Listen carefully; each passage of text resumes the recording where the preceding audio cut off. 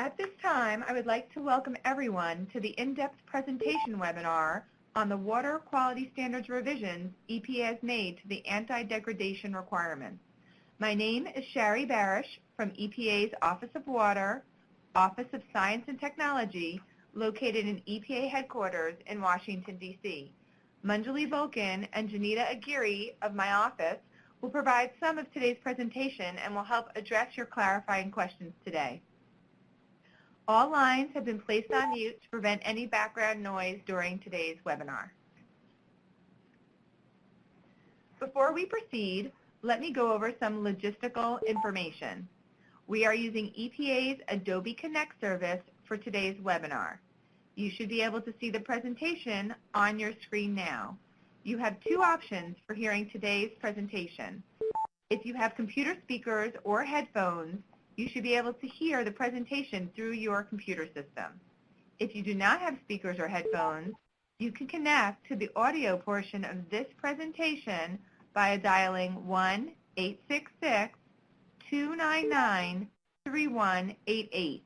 Once prompted, enter in the code 202-566-1149 and then hit the pound key. You only need to use one of these options to access the audio portion of today's call. If you use both computer speakers and dial in to the phone line, you will hear feedback.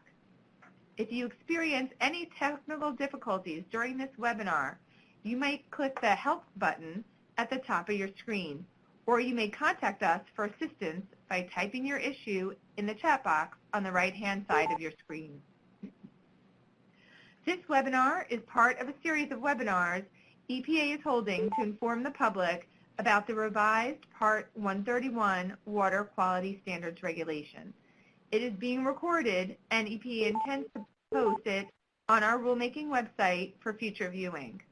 During the webinar series, EPA will provide a 1-hour informal presentation, such as we're doing today, followed by 2 days later by a 1-hour question and answer session, where EPA will respond to your submitted questions.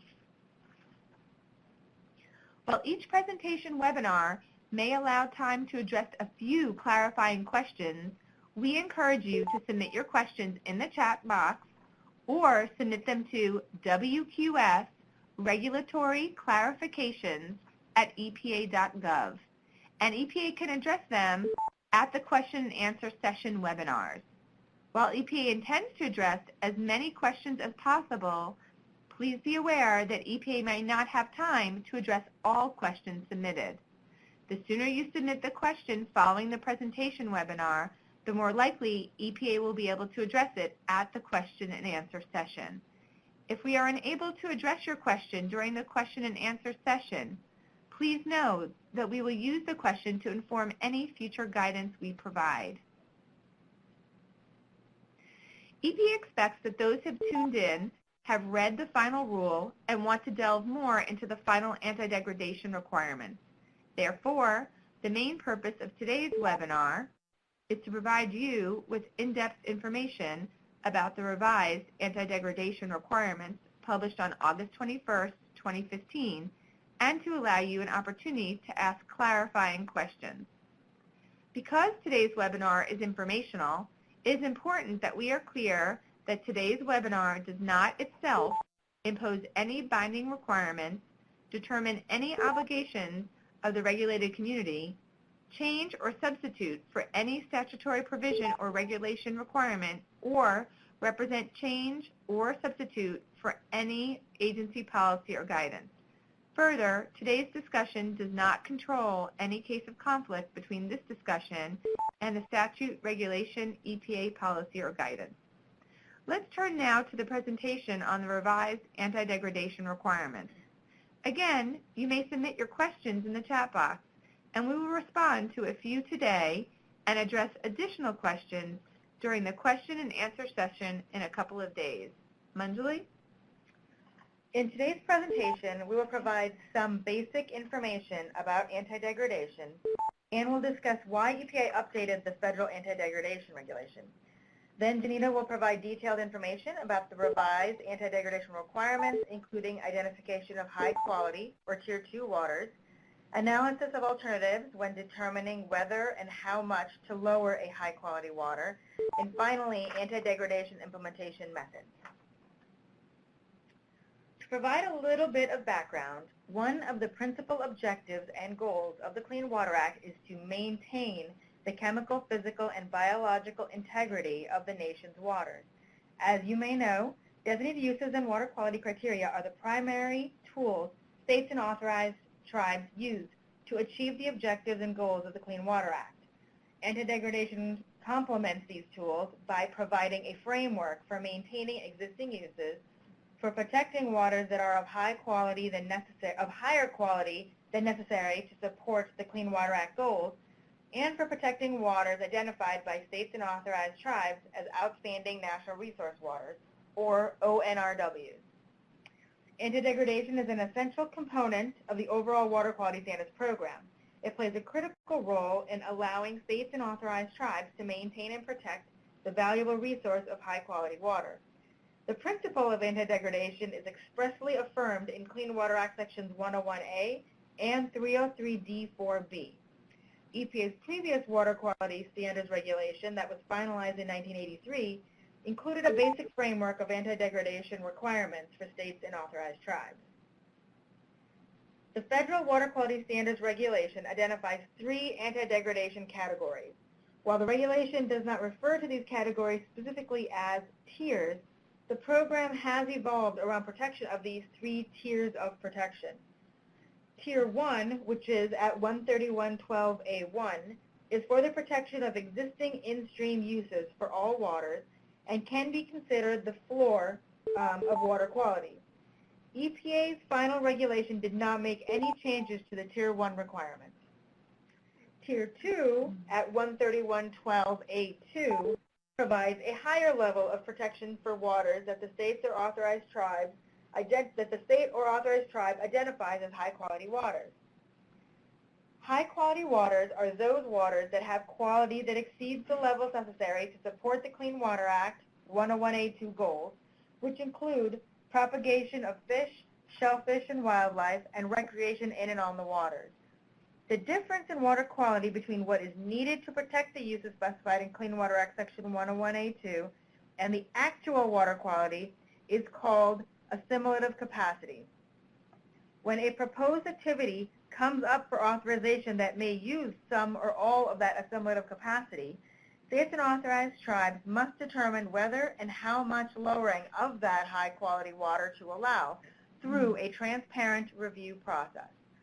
These Tier 2 high-quality waters, including their assimilative capacity, must be maintained and protected unless the state or authorized tribe finds, after satisfaction of public participation and intergovernmental coordination requirements, that allowing lower water quality is necessary to accommodate important economic or social development in the area in which the waters are located.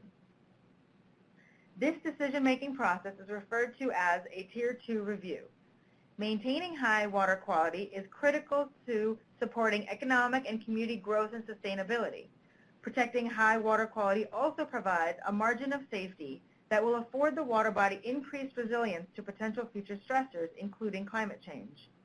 The final rule updated requirements related to Tier 2 protection in order to enhance state and authorized tribal implementation and to help better maintain and protect high-quality waters in a transparent manner.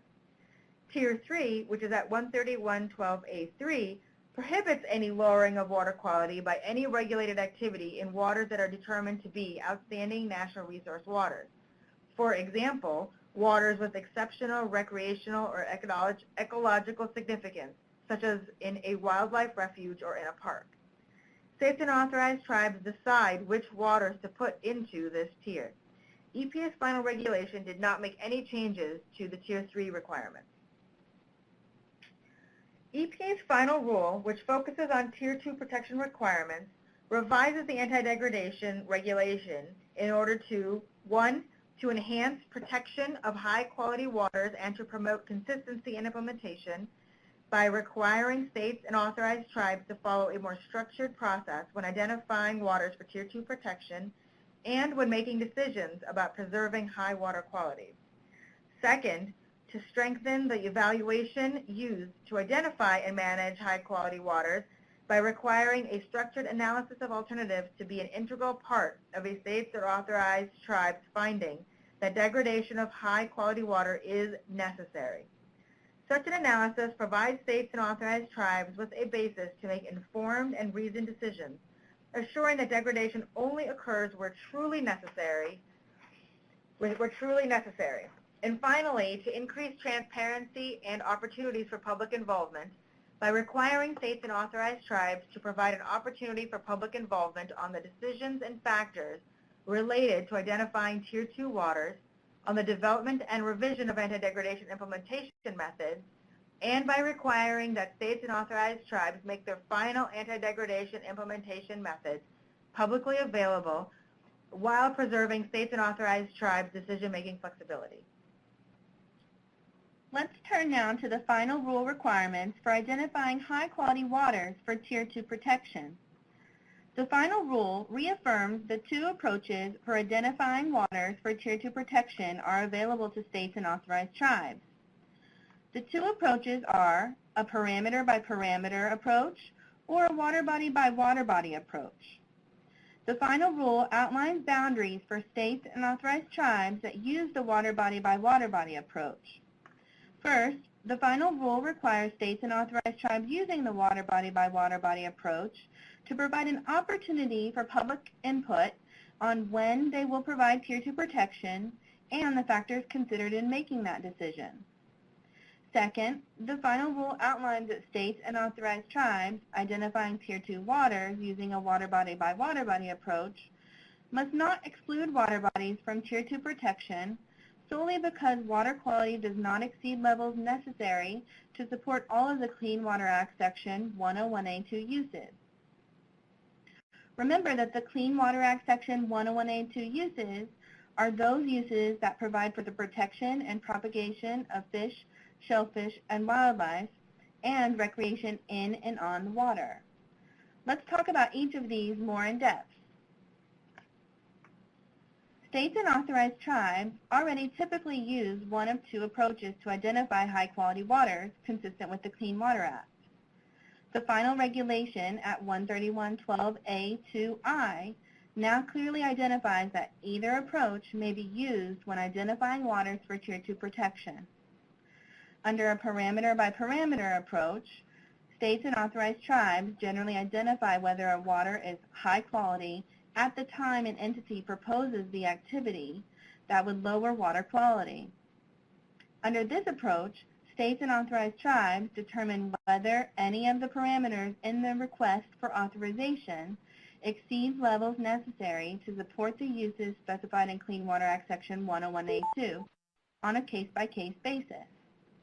If so, then the state or authorized tribe provides Tier 2 protection for any such parameters by conducting a Tier 2 review prior to authorizing any lowering of water quality. So for example, let's consider a draft permit for a new discharger that would discharge zinc and mercury. Under the parameter-by-parameter approach, the state or authorized tribe would first identify whether the receiving water's levels of zinc and mercury are better than necessary to protect propagation of fish, shellfish, and wildlife. Where the state or authorized tribe has designated a use specified in Clean Water Act Section 101A2 for this water body, then the state or authorized tribe can use the criteria as its benchmark level. If not, the state or authorized tribe can use EPA's 304A recommended criteria as a benchmark. The state or authorized tribe would determine if there is assimilative capacity using chemical and/or biological data. Each parameter, in our example this means zinc or mercury, would be considered independently. Let's assume that the state or authorized tribe finds that the receiving water has water quality better than the criteria for zinc to protect a use specified in Clean Water Act Section 101A2, but not for mercury.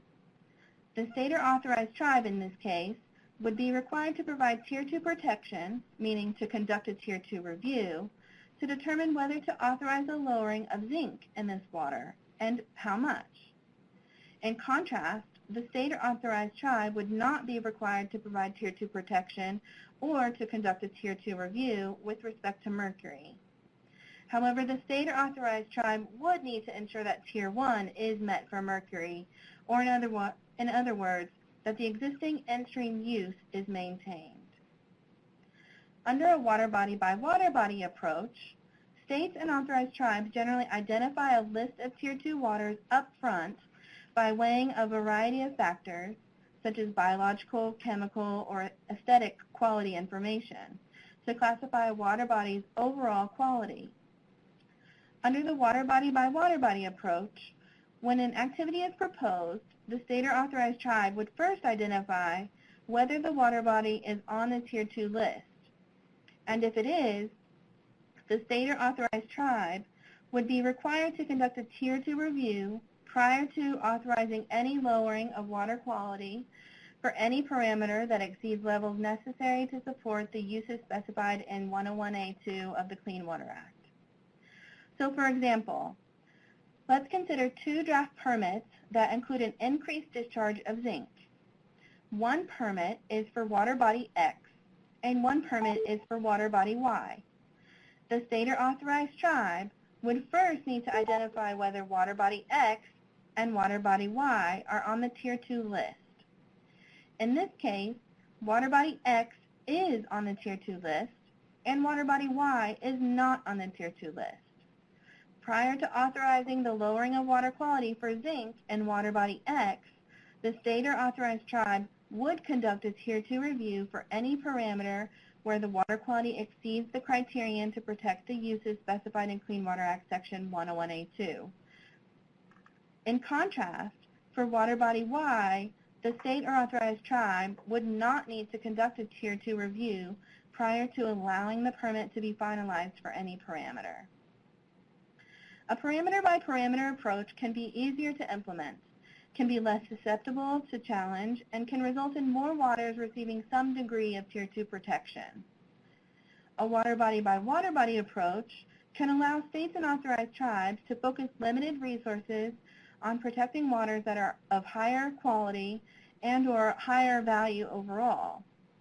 And with the final rule, it is clear that either approach may be used to identify high-quality waters. The previously applicable regulation from 1983 did not provide any specific requirements regarding use of the water body by water body approach.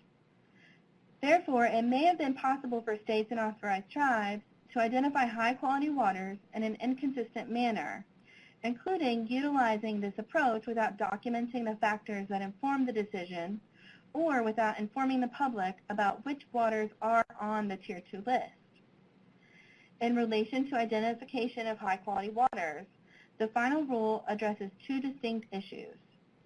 First, it provides boundaries to ensure that the water body by water body approach is used consistently with the Clean Water Act and regulation. And second, it addresses transparency and public involvement. The additional boundaries in the final rule at 131.12a2I only apply to states and authorized tribes that use the water body by water body approach to ensure that such approaches are used consistently with the Clean Water Act and EPA's regulation. The final regulation at 131.12a2I also now requires states and authorized tribes using the water body by water body approach to provide an opportunity for public input on when they will provide Tier 2 protection and the factors considered in making that decision. A key part of a state's or authorized tribe's anti-degradation process involves decisions on how to manage high water quality, and by not documenting the factors or decisions, the public would have a limited ability to provide constructive input during a draft permit's public notice and comment period. Under the final rule, states and authorized tribes using the water body by water body approach to identify waters for Tier 2 protection should use all relevant available data to consider and document an overall holistic assessment of characteristics rooted in the goals of the Clean Water Act in order to determine whether a water body will or will not receive Tier 2 protection. Some of these factors may include consideration of existing aquatic life uses and assemblages, habitat, hydrology, and landscape conditions, existing recreational uses and recreational significance, and the overall value and significance of the water body from an ecological and public use perspective. Once a state or authorized tribe has documented consideration of the factors and determined that water bodies that will and will not receive Tier 2 protection, the state or authorized tribe must provide an opportunity for public involvement on their decisions and the factors they considered when making those decisions. It is important to note that public involvement does not mean a public hearing or rulemaking. EPA used the phrase opportunity for public involvement rather than public participation to distinguish from the more formal public participation requirements at 40 CFR Part 25 and to minimize the administrative processes. This provides states and authorized tribes the flexibility to engage the public in a way that suits the state or authorized tribe and their public. Such opportunities for public involvement could include sharing the anti-degradation protection list and description of the factors considered during a public hearing for a triennial review or other water quality standards revision, or engaging the public at the time a permit that would allow a lowering of water quality is drafted. In this scenario, the state would document the relevant information related to its decision in the permit fact sheet provided to the public, and they would specifically request comment on the Tier 2 protection decision. States and authorized tribes can provide additional avenues for public involvement by providing structured opportunities for the public to initiate anti-degradation discussions, such as sharing the list of waters that will and will not receive Tier 2 protection, along with descriptions of the factors considered on its water quality standards website, or providing a petition process in which citizens request Tier 2 protection for specific waters, and then those citizens could provide data and information for a state or authorized tribe's consideration. As a reminder, these boundaries only apply to states and authorized tribes that use the water body by water body approach. This is because such boundaries are unnecessary for states and authorized tribes that use the parameter by parameter approach, where they provide Tier 2 protection to all chemical, physical, and biological parameters for which water quality exceeds levels necessary to protect the uses specified in Clean Water Act Section 101A2. Because the identification of waters that are high quality with respect to relevant parameters would occur in the context of allowing a specific activity, the level of protection is already subject to any public involvement required for that activity. EPA is aware that in some cases, states and authorized tribes have historically implemented anti-degradation such that where a water body is listed on the Clean Water Act Section 303D list for one or more parameters, the state or tribe automatically considered that water to not be high quality. However, individual 303D listings can be a potentially poor indicator of the overall quality of water because although one or more of the Section 101A2 uses may be listed as impaired, the water quality may be higher than necessary to support one or more of the other uses specified in Section 101A2. The final rule at 131.12A2I provides that when using the water body by water body approach to identify high-quality waters, states and authorized tribes must not exclude water bodies from Tier 2 protection solely because water quality does not exceed levels necessary to support all of the Clean Water Act Section 101A2 uses. Remember that the uses specified in Section 101A2 are those that provide for the protection and propagation of fish, shellfish, and wildlife, and recreation in and on the water, or in other words, a full aquatic life use and a full recreation use. Let's discuss what this means, and then we will look at some examples. Where water quality is better than necessary to support all of the uses specified in Clean Water Act Section 101A2, the final rule requires states and authorized tribes to provide Tier 2 protection when considering which waters will receive such protection.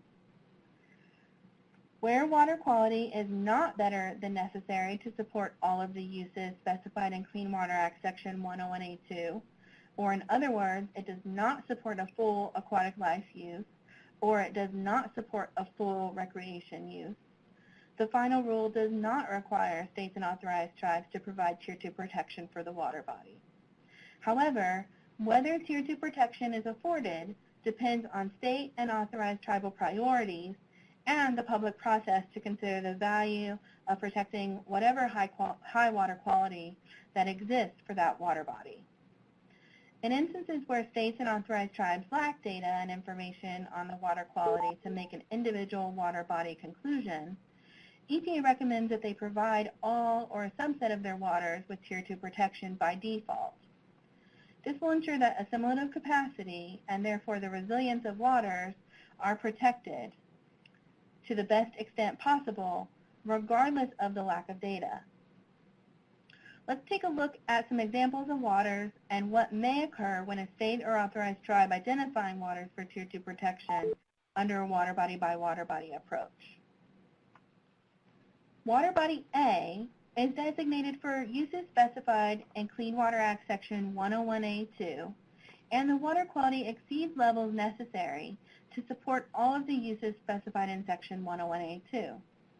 One source of information is the fact that the water is not listed as impaired pursuant to Clean Water Act Section 303D. Under 131.12A2, a state or authorized tribe must provide Tier 2 protection because the water quality exceeds levels necessary to support all of the uses specified in Clean Water Act Section 101A2. Water body B is designated for uses specified in Clean Water Act Section 101A2, and water quality does not exceed levels necessary to support all of the uses listed in Clean Water Act Section 101A2, because the water body is listed pursuant to Clean Water Act Section 303D as impaired for methyl mercury, which affects human health from the consumption of fish. While the final rule does not require states and authorized tribes to provide Tier 2 protection to this water, the state or authorized tribe cannot exclude water body B from its Tier 2 list solely because the water body does not have water quality that supports protection of human health from consumption of aquatic life due to methyl mercury. Water body B is still attaining the other uses specified in Clean Water Act Section 101A2. The state or authorized tribe may consider excluding water body B from its Tier 2 list after conducting an overall assessment of the water quality and receiving public input on the decision on whether to provide Tier 2 protection or not, and the factors considered in making that decision. Let's stop now to take a couple of questions on what we've covered so far. We haven't had any questions submitted so far, so we'll give you a moment. But as a reminder, we'll take clarifying questions today and address many more of your questions on Thursday's question and answer session. To submit your clarifying question to be addressed today, oh, there's some now, type them into the chat box on the right side of your screen and click submit or press enter. We're going to go on mute for one moment while we take time to read the questions that are coming in, and we'll be right back.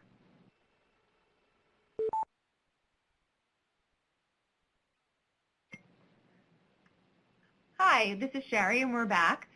We've received some very detailed questions that we need to do some more thinking about, so we're going to move on with the presentation. We'll probably answer those questions on Thursday or potentially before the end of today's webinar, if we can. Keep putting in your questions, and we will work on them as we go through the webinar. Okay. Thank you. So let's turn now to the final rule requirements related to an analysis of alternatives during a Tier 2 review. The final rule clarifies that an analysis of alternatives is an integral part of a state or authorized tribe's decision on whether or not to allow a lowering of high water quality. This analysis must evaluate a range of practicable alternatives that would prevent or lessen the degradation associated with the proposed activity, and when an analysis of alternatives identifies one or more such practicable alternatives, states and authorized tribes may only find that a lowering is necessary if one such alternative is selected for implementation. So let's talk about each of these more in depth. The final regulation at 131.12a to II now clearly requires that an analysis of alternatives must be completed prior to a state or authorized tribe authorizing a lowering of the Tier 2 high-quality water. As a reminder, when conducting a Tier 2 review consistent with EPA's regulation, the state or authorized tribe must investigate two questions. One, whether allowing lower water quality is necessary to accomplish the proposed activity through an analysis of alternatives, and two, whether the proposed activity that will result in lower water quality will accommodate important economic or social development through a socioeconomic analysis. An analysis of alternatives answers the first question about whether the lowering is necessary or whether there is an alternative to the lowering that would prevent or lessen the impact of the proposed activity. Such an analysis provides states and authorized tribes with a basis to make informed and reasoned decisions, assuring that degradation only occurs where truly necessary. The final rule does not change the requirement for states and authorized tribes to also consider a socioeconomic analysis to answer question number 2 when determining whether to authorize a proposed lowering of a Tier 2 high-quality water. However, states and authorized tribes continue to have the discretion to choose which analysis to require or consider first. For example, a state or authorized tribe could choose to review an analysis of economic or social development. If it finds that the proposed lowering of water quality would accommodate important economic or social development, it can then determine if the lowering is necessary by requiring an analysis of alternatives to see if the lowering could be prevented or lessened. Similarly, a state or authorized tribe could first choose to require an analysis of alternatives and then determine if the lowering accommodates important economic or social development. If a non-degrading alternative is selected for implementation, the state or authorized tribe does not need to proceed with an analysis of economic or social development because a non-degrading alternative would not lead to a lowering of water quality. The final rule at 131.12a2II specifies that states and authorized tribes must analyze practicable alternatives that would prevent or lessen the degradation. For the purposes of anti-degradation analyses of alternatives, practicable is defined at 131.3n and means that the alternatives considered must be technologically possible, able to be put into practice, and economically viable. Such alternatives considered in the analysis could include an option of no discharge, process changes, land application, using different treatment technologies, or discharging to another location. Although states and authorized tribes are responsible for making a finding to allow a lowering of water quality based on a reasonable, credible, and adequate analysis of alternatives, states and authorized tribes themselves need not conduct the analysis of alternatives. The final rule language allows states and authorized tribes to rely on analyses prepared by third parties, such as a permit applicant. For this reason, the analysis should document enough detail to provide a state or authorized tribe with the necessary information to make a decision to authorize a lowering and should provide the public with enough information for them to understand how the state or authorized tribe made its decision. Remember that an analysis of alternatives provides states and authorized tribes with a basis to make informed and reasoned decisions, assuring that degradation only occurs where truly necessary.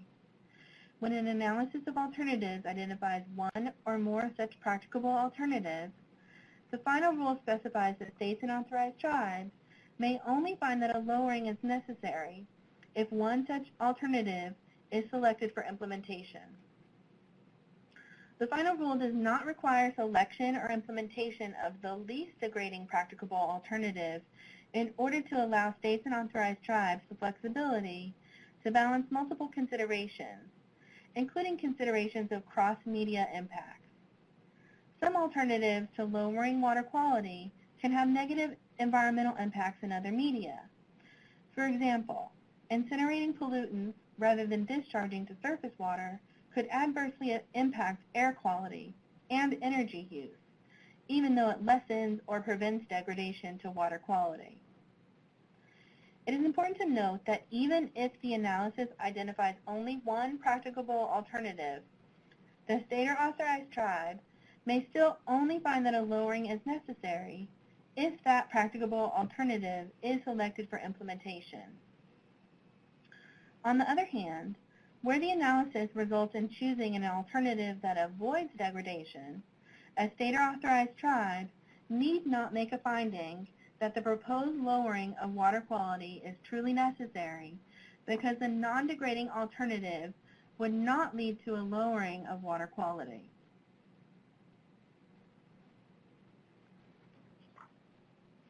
So let's stop now to take a couple of your clarifying questions. I'll turn it over to Sherry and Manjali. Okay. And again, we've just received the questions, so we're going to do what we did before, and we're going to put you on mute for a moment while we gather our thoughts. Thank you. And please, if you have any additional questions that you're thinking of, please enter them into the chat box.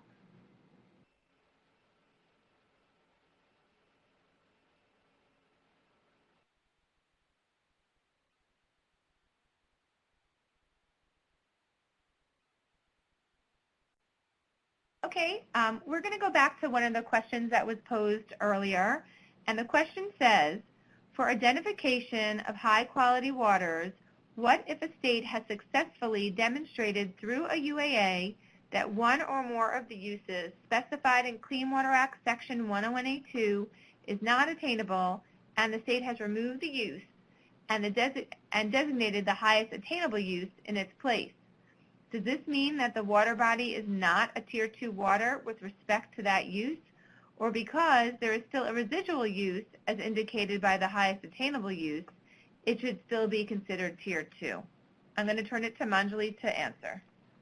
Thanks, Sherry. So I'm going to guess that this question is asked in the context of a water body by water body approach, and so I'm going to answer it in that context. So a UAA, when a UAA is done, you're removing, especially when you're doing a UAA to remove a use specified in 101A2, what that tells us is that the water quality is not exceeding levels necessary to support that particular 101A2 use. So, but in a water body by water body approach, whether a water is actually identified as a high quality water depends upon where the water quality does exceed levels necessary to support the 101A2 uses. So this situation would be handled like the water body B example that Janita had spoken about, where the water quality does not exceed levels to support all of the uses, but there may be some of the uses that are indeed high quality. And in that instance, the state would need to go through a public process, and the state can still not exclude a water body from its Tier 2 solely because the water body does not have water quality that supports. So in other words, you couldn't exclude the water solely because water quality doesn't support one of those particular uses. So in terms of the question regarding the highest attainable use, the highest attainable use is generally irrelevant to identifying a high quality water because generally the highest attainable use is less than the 101A2 use, and therefore it's not protecting water quality that exceeds the 101A2 uses. It's usually less than the 101A2. So I guess I would say in sort of summary is that the UAA can inform which of the uses are or are not have water quality that exceeds the levels, but under a water body by water body approach, it isn't a Tier 2 for one particular use and not Tier 2 for another particular use. Under a water body by water body approach, it's a holistic evaluation as to whether or not the water body as a whole is considered high quality and Tier 2. Okay, our next question that we're going to answer at the moment is around de minimis, and I'm going to read the question. Are states allowed to establish a de minimis level for the lowering of water quality? For example, could a state say only a 5% or more reduction in water quality would constitute a, quote, lowering water quality for the purposes of doing the anti-degradation analysis, and anything else would not constitute degradation, and analysis is not necessary. And so I'm going to turn that questioner to page 51034 in the preamble to the final rule. There's a section in the middle column that says, what is EPA's position on certain public comments? And the first one that we answer is around de minimis, and answers this question and provides a lot of information and history of case law on the topic. So I'm not going to go into the answer in detail here, but the person who asked the question can find that information, again, on page 51034 of the Federal Register notice that was published on August 21st, 2015. It's available also on our website for the rule. I'm going to answer one more question that we received. It said that if a water body segment is listed on the 303D list, is it possible to include those parameters under an NPDES permit with limits prior to doing any anti-degradation study to include public input? So this is a bit of a loaded question, so I'm going to try and dissect it a little bit. First of all, I'm going to answer this question as if this was an existing discharger situation and not a new discharger situation, because there is a whole series of other requirements that deal with new dischargers to an impaired water. So we're going to assume, for the purposes of this question, that it's an existing discharger. So then the question is, if it's on the 303D list, is it possible to include those parameters under an NPDES permit with limits? And then the questioner continued to ask prior to doing an anti-deg study. So please remember that when a water body is listed on the 303D list, that doesn't necessarily mean that that doesn't have a bearing on whether or not the water will get an actual limit for that particular parameter. Most likely, if a water is impaired for a particular parameter, then there's obviously something contributing. There's a possibility that the discharger is contributing to that exceedance. The question, I think, under anti-degradation becomes what that permit limit actually would be. So another thing to keep in mind is that these anti-degradation reviews that come with the public input are in situations where it's a high-quality water, such that the water quality is exceeding levels necessary to protect the 101A2 uses. So it's a little bit, there's a little bit of apples and oranges where you can, it is possible to include parameters in an NPDES permit where the water body is listed, because it's possible that that water body isn't even Tier 2 for anything for that matter, but it still needs limits to control the discharge of that particular pollutant. But where that water body is a high-quality water, the state would go through its anti-deg review process during the permitting process, and they would issue the permit limit after having obtained public input on the Tier 2 review. Okay, great, thanks. Okay, let's discuss some of the other final rule revisions, and if we have time at the end, we'll go back and try to answer some more questions today. And if not, remember, we're going to have a question and answer webinar in 2 days from now, and you can keep submitting your questions to the chat box or through the EPA, the email address we've provided, the WQS regulatory clarifications at epa.gov. All right, Janita? Thank you. So let's turn now to the final rule requirements related to anti-degradation implementation methods. To ensure that the process related to maintaining and protecting water quality is predictable and publicly transparent, rather than requiring anti-degradation implementation methods as a whole be adopted in rule, the final rule includes two other requirements to accomplish the same goal. First, the final rule requires that anti-degradation implementation methods must be consistent with the state's or authorized tribe's anti-degradation policy and federal requirements, including the requirements that we've discussed today regarding identification of high-quality waters and conducting analyses of alternatives to determine if a lowering is necessary. Second, states and authorized tribes must provide an opportunity for public involvement during the development and revision of their anti-degradation implementation methods, and they must make the methods publicly available. So let's talk about each of these more in depth. The final regulation at 131.12b outlines that any implementation methods must be consistent with the state or authorized tribal anti-degradation policy and the Federal Water Quality Standards Regulation.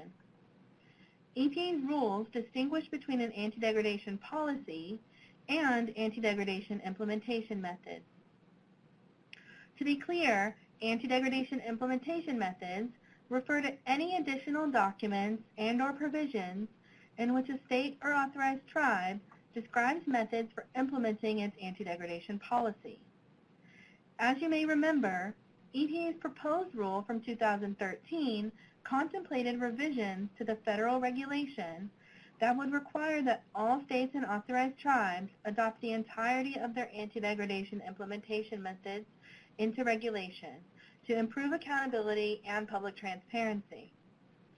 However, the final rule does not include this requirement, and instead, the final rule achieves more accountability by establishing specific requirements for states and authorized tribes' anti-degradation policies and requiring their implementation methods to be consistent with those specific requirements along with the other requirements in 131.12. States and authorized tribes continue to have the discretion to choose whether or not to adopt their anti-degradation implementation methods in regulation or in binding form. If a state or authorized tribe adopts the entirety of its implementation methods in binding form, EPA has the authority under 131.5A3 to determine whether the states and authorized tribes' anti-degradation policies and any adopted binding anti-degradation implementation methods are consistent with the federal anti-degradation requirements. The final regulation at 131.12b requires that states and authorized tribes provide an opportunity for public involvement during the development and subsequent revisions of the implementation methods, regardless of whether or not the methods are in binding form. And states and authorized tribes must make the methods publicly available. These requirements increase transparency, accountability, and consistency in states and authorized tribes' anti-degradation implementation. Again, it is important to note that public involvement does not mean public hearing or rulemaking. EPA used the phrase opportunity for public involvement rather than public participation to distinguish from the more formal public participation requirements at 40 CFR Part 25, and to minimize the administrative processes. This provides states and authorized tribes the flexibility to engage the public in a way that suits the state or authorized tribe and their public. Such opportunities for public involvement could include holding a public hearing, meeting, or workshop, or could include engaging the public via the internet through webinars or website postings. If a state or authorized tribe adopts its implementation methods in binding form, the public hearing conducted consistent with the requirements in 131.20b meets this requirement. There are a variety of ways states and authorized tribes can make the implementation methods publicly available. For example, the state or authorized tribe could post a copy on its website.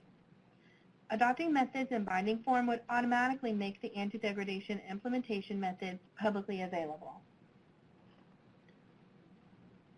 Okay, let's use the remaining time today to take some more of your clarifying anti-degradation questions. As a reminder, we'll address many more of your questions on Thursday's question and answer session. To submit your clarifying question to be addressed today, type them into the chat box on the right side of your screen and click Submit or press Enter. And remember that you can submit also to the WQS Regulatory Clarifications at EPA.gov email box. And we have a question about what's the deadline for submitting those. So I'm going to turn that to Janina. So with regard to the deadline for questions for Thursday's webinar, just a reminder that the sooner that you submit them after this webinar, the better the chance that we will actually get to address them on Thursday.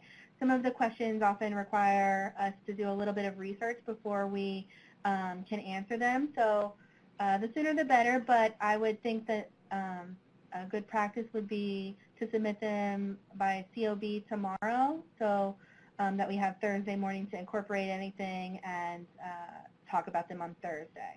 So COB Wednesday would be my answer. Okay, great. Okay, we had a question. If EPA would work to determine if anti-degradation requirements, state anti-degradation requirements were consistent with the new regulations. Specifically, will EPA determine if existing state programs are or are not in accordance with the new Tier 2 regulations? So we have heard from states that this would be a helpful exercise for us to undertake. We are currently exploring, which implementation support that we need to do first, and we're prioritizing those and understanding, in the breadth of all the things we need to do, at what point that will come. As states are looking at those, they should also reach out to their regional offices, and we can prioritize those states, to work on those sooner. In the same, along the same theme, we also received a question about whether or not EPA could provide a crosswalk that compares the new regulations to GLI. And for those of you looking at the chat box, you'll see that EPA Region 5 responded that they are in the process of working through that crosswalk, and will be coordinating with the Region 2 and Region 3, which involve other states that discharge to the Great Lakes. And for those of you that are listening that are not in the Great Lakes or are not under the GLI, the importance of this crosswalk is that for those states and tribes that are under the Great Lakes Initiative, both Part 131 and 132, which is the GLI, apply, and it's whichever requirement is more stringent would be the applicable one. So that crosswalk would help identify which requirement is more stringent from 131 to 132. I think we're going to put you all on hold one more time just to be able to figure out which questions we're going to answer in the short amount of time we have.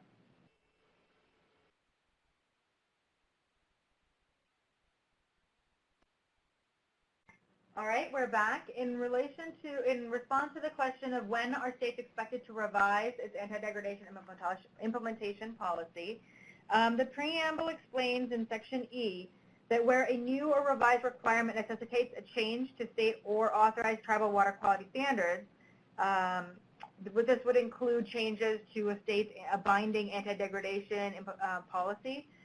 Such revisions will occur within the next triennial review that the state or authorized tribe initiates after publication of the rule. Obviously, it can happen sooner, but that is our general expectation.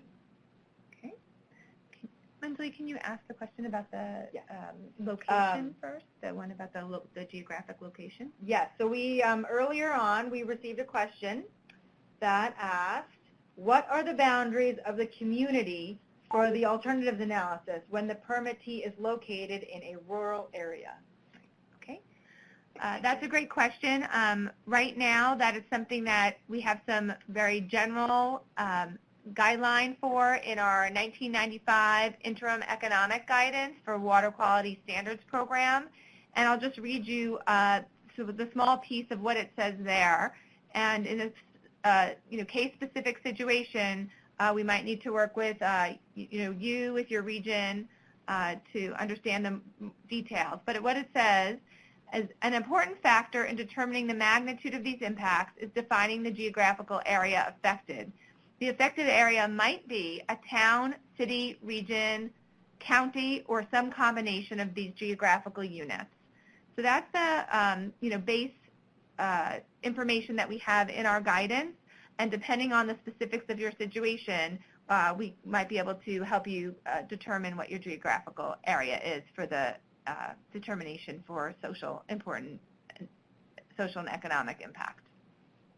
And then there was another question about did we have guidance about for private dischargers? Right. Do you want to read that question? The question is, what is considered to be economically feasible for a private business, not a municipality? Does the agency determine the target profit margin for the businesses? Right. And so I think the answer to that is no. And again, I'm going to point folks who have questions about how to do that analysis, about what I would call the importance analysis, to see if something is economically important. to our interim economic guidance for water quality standards. It's a 1995 document. You can find it on the EPA website. Honestly, between all of us, you can Google 1995 interim economic guidance for water quality standards, and it will come up. There's a workbook that's in, electronic copy. There's also fillable spreadsheets. In that document, there are portions on both the municipalities and a section on the private dischargers. Okay. So with that, I see that we are at 1:59, and so we will end today's presentation.